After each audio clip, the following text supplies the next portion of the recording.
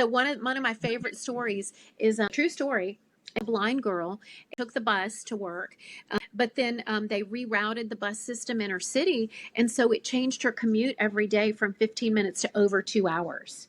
And so she was like, I don't know what I'm going to do.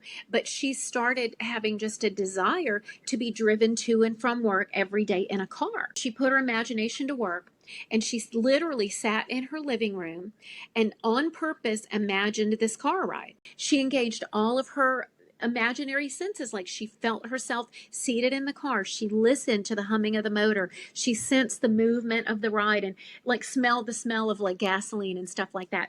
And she imagined that her driver was a man, and she imagined herself touching his sleeve as she got out saying, "Thank you very much, sir." And then in her imagination, the guy said, "Well, the pleasure is all mine." So just like a couple of hours after she did this the second time, a friend called her and told her about a story in the newspaper about this guy who was interested in helping the blind. So she called him and explained the whole situation. The next day, the man stopped at a bar on his way home and just felt compelled to tell this girl's story to a friend.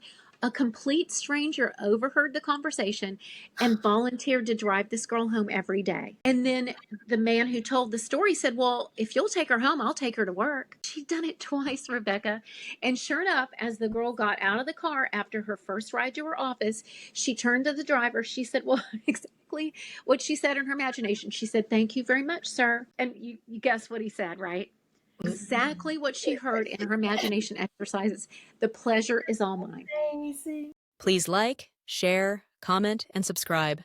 For more secrets on overcoming grief, visit facebook.com/honorandclarity.